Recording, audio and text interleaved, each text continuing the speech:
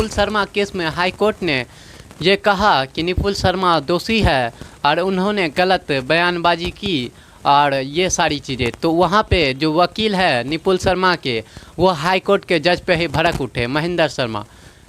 सिंह, वो high court के जज को उन्होंने कहा कि एंकर ने जो सवाल पूछा बस उसका जवाब निपुल शर्मा ने दिया। तो उसके बाद हाई कोर्ट के जज ने कहा कि एफआईआर जो एंकर है उस पर भी होना चाहिए। तो इस पे महेंद्र सिंह ने ये कहते हुए कहा कि इंडिया में जो है लोग तंत्र पे ही बैन कर देते हैं, न्यूज़ चैनल ही बैन कर देते हैं कि कोई सवाल पूछता है तो कोई जवाब देता है। तो इसमें अगर गलत बयानबाजी और ये सारी चीज़ों की वजह से दंगा जो हुआ उसमें निपुल शर्मा का कोई हाथ नहीं है। दंगा करने वाले ये देख के दंगा नहीं करते कि वो क्या बयानबाजी हुई है, बस उनको एक मौका चाहिए और वो मौका का इंतज़ार करते हैं, फिर वो दंगा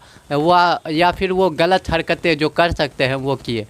तो इस पे हाई कोर्ट के जज और वकील के ही बीच बहस हो गई। महेंद्र सिंह, निपुल शर्मा के वकील और हाई कोर्ट के जज के साथ ही बहस हो गई इस चीज़ को लेके कि कौन दोषी है नहीं है। फिर जो हाई कोर्ट के जज ने है फिर अगला डेट दिया है, फिर उस चीज़ का इंतज़ार करते हैं। जेपी सिंह निर्भया केस के जो 4 आरोपी हैं जिनको फांसी की सज़ा 2020 में दी गई, तो जेपी सिंह निर्भया के आरोपी के जो वकील थे उन्होंने हाई कोर्ट के जज को ही कह दिया था कि आपका जो फैसला है ये राजनीति है और ये आपने फैसला राजनीति के दबाव में दिया, ये फैसला सही नहीं है। और एक और ही मामला है 2010 का, जब चाइना के 2 मछुआरे जो नेवी के जो अफसर थे 2, जिन्होंने केरला में 2 मछुआरे को गोली मार दी, तो उसको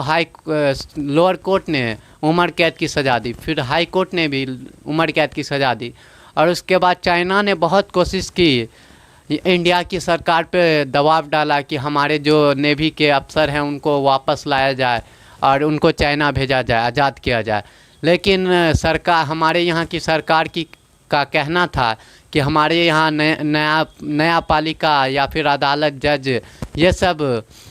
स्वतंत्र है, ये आज़ाद है, इस पे कोई राजनीति या फिर ऐसी चीज़ों का दबाव नहीं दिया जा सकता सरकार का, ये स्वतंत्र है, ये अपना फैसला जो सुनाएगी उसका पालन किया जाएगा। तो उसके बाद चाइना ने उनके परिवारों को 1-1 करोड़ की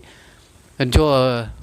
रकम है दी और उनके परिवारों ने भी जो एक्सेप्ट कर लिया और वो हाई कोर्ट में गए और उन्होंने कहा कि ये दोनों चाइना के नेवी को लोगों को छोड़ देने के लिए, क्योंकि चाइना ने उनके घर वालों को मुआवजा 1-1 करोड़ रुपया दिया। लेकिन वहाँ पे भी हाई कोर्ट के जज ने भड़क गए और उन्होंने कहा कि मतलब ये जो अदालत है, जो ये सारी चीज़ें ये सब बकवास है। मतलब हर सेटलमेंट करने से हर केस का ऐसे में बाहर में ही सेटलमेंट हो जाए तो ये नया जो है अदालत, जज, वकील, ये सब भाई बैठे ही रह जाएंगे और ये सब मजाक है क्या। तो इस पे भी जो 2 करोड़ का जो मुआवजा चाइना ने दिया उसको लौटा दिया और वो दोनों जो नेवी के सैनिक थे उन पे कार्रवाई की गई और वो आज भी अभी बंद है, उम्र कैद की सज़ा काट रहे हैं। Thank you so much.